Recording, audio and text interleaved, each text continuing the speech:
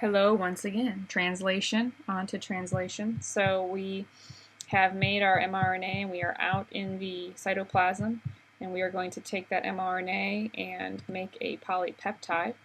Now another type of RNA involved here is something called transfer RNA, and it is responsible for bringing in the new amino acid according to the mRNA.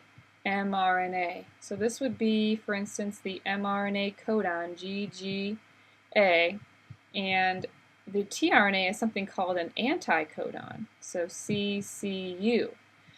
And really the only purpose of the anticodon is to bind with, through hydrogen bonding, the codon in the mRNA. Okay, so you never look at the tRNA to figure out the amino acid. No, no, no. You always look at the mRNA. So whatever is in the mRNA, GGA, if you look that up in the table, you'd see it codes for glycine. So that's a very important point to remember.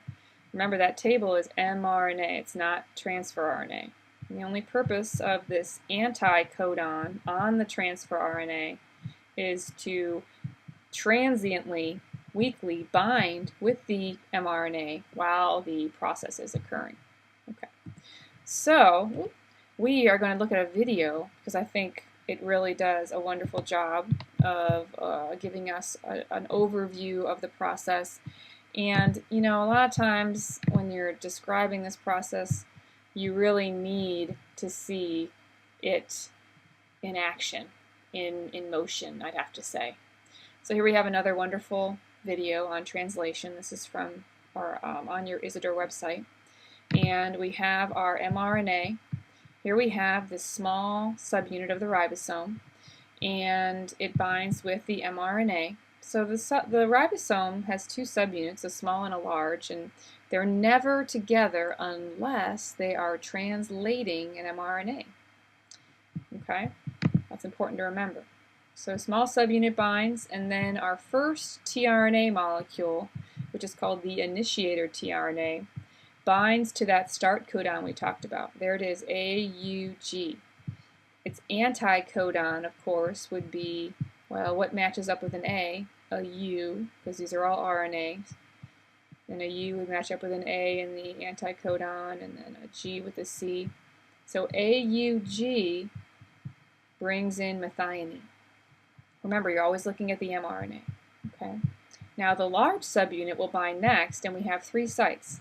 The exit site, the P, peptide bond formation site, and the A, the amino acid entrance site, or entry site. Okay, so this large subunit is going to add on or bind so that our first tRNA is in the P site. This is the only tRNA that's going to start in the P site. All other RNAs, these tRNAs, are going to come into the A site, and then move to the P site, and then move to the E site, and leave. Okay. So let's move on. So there we go. Like I had said, first tRNA is in our P site. Here comes the next tRNA carrying the next amino acid. AAG would be lysine. Okay. Now we're going to see a bond form between these two amino acids. Here we go. Oh, there we go. A bond breaks with this tRNA, forms between those two. And the entire ribosome moves down one codon. So now the amino acid that was in the A site is now in the P site.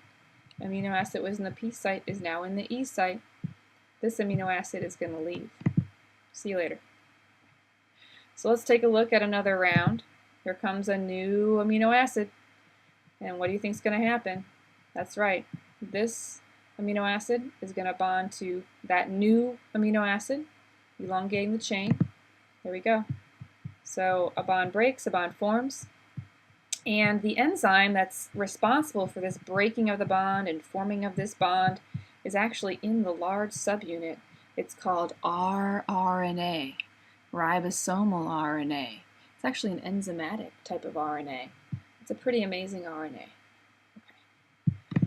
Alright, so move down one codon, and again, the tRNA that was in the A site is now in the P site, and the one that was in the P site is now in the E site. This one leaves. Here comes another. Alright. And we go through this process over and over again until we reach a stop codon. If you look up UAA in your mRNA codon table, you will see this is a stop codon. So instead of a tRNA being brought in, they bring in a release factor. And a release factor tells the ribosome, we are done. And everything falls apart. We have our polypeptide. Translation is complete. So we will stop there with translation. And we're going to pick back up in the next video with just talking briefly about mutations and how that can affect the polypeptide sequence.